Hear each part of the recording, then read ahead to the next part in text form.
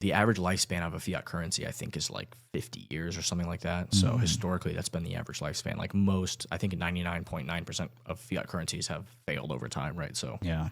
we've gone through different phases, whether it's France or Italy or Spain being or the Great Britain being the de facto reserve currency of the world, right? Right, But the rough period of time that lasts is 50, 60 something, some odd years. Yeah. I think we're since 1971 was when Nixon took us off the gold standard, and the U.S. dollar is now officially fiat currency, where it, it's existing just without any backing whatsoever, right? Without any precious metal or any commodity that.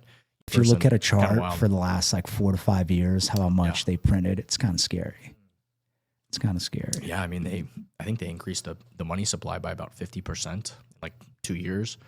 The same amount, like the previous 50 years was like, X, and then just within 2 years, it was like doubled, right? Yeah. Everyone's like, you read the newspaper, they're like, we don't expect there to be inflation. It's like, if you study Austrian economics and like your, libertarian philosophy, you're like, of course there's going to be inflation. I mean, you just doubled the money. You just, almost doubled the money supply, right? Yeah. Like, of course. Yeah. So very wild. What do you think about real estate, the combination between crypto and real estate?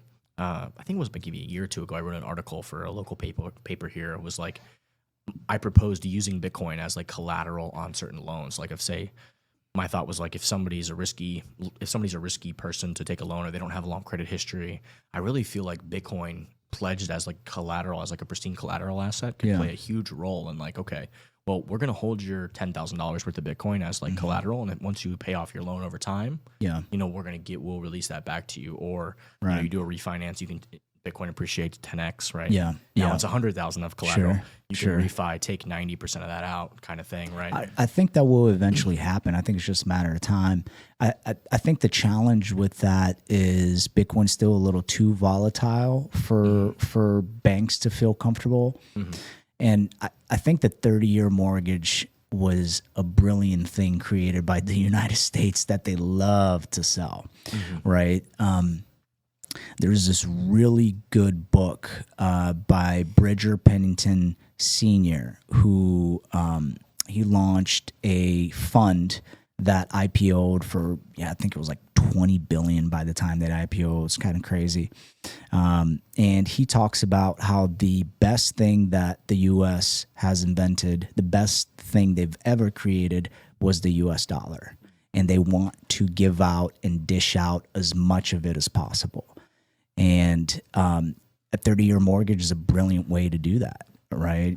So I think I love the concept of that. I think it'll be a little while before we see it, because I think Bitcoin's still too volatile for a bank to feel comfortable doing that. But can't you take out? Can you borrow against your Bitcoin? You can, yeah. Okay. There are products that are doing that now. Okay. Where you can borrow against your Bitcoin, absolutely. And I think as the volatility, I mean, every cycle we see less and less volatility. But as Bitcoin is fairly priced into the market, right? There's extreme volatility there, of course, because it's a new type of money, a new type of treasury reserve asset, et cetera.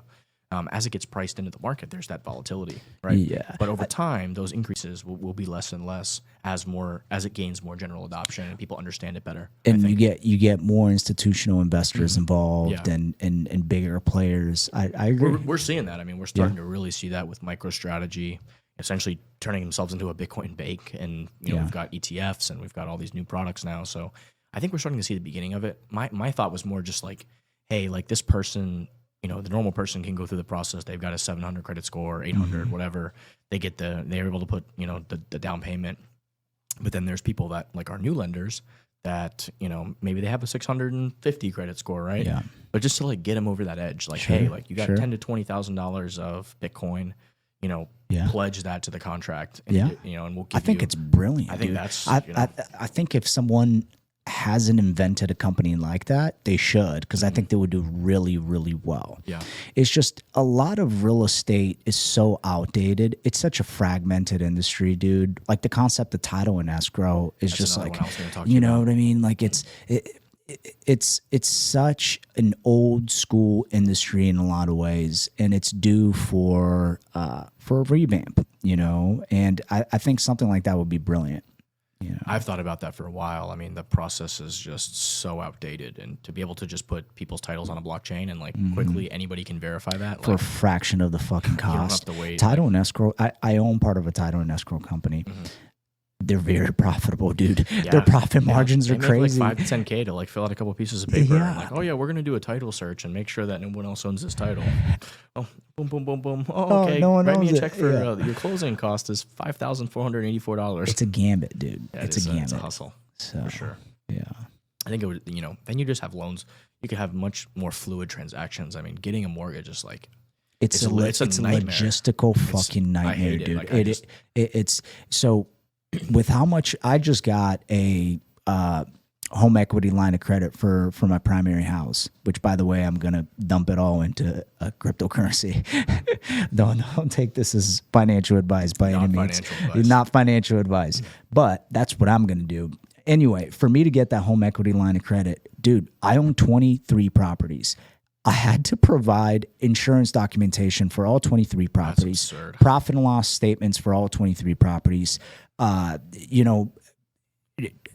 and loss statements for all the different businesses. And it's just, it took me a whole day of just gathering paperwork to get a home equity line of credit for a house that I have a ton of equity in, and I want a small piece of that. Anyway, it's absurd. It is. It's a very broken system. What do you think about, and again, I've looked into some of this stuff. What do you think about like taking investment opportunities, tokenizing them? I think there's an exchange called T0 that does this, where it's like it literally is a security, but it's fractionalized. Like say that it's like a $20 million like apartment complex. Like you can put that opportunity up on a blockchain and just have people buy grandma can buy $200 worth of that. Yeah, with low I've risk. seen that. And then you could like 5,000 people could go in on the deal, and you could use the blockchain to distribute the profits accordingly. Yeah, easily, mathematically, transparently.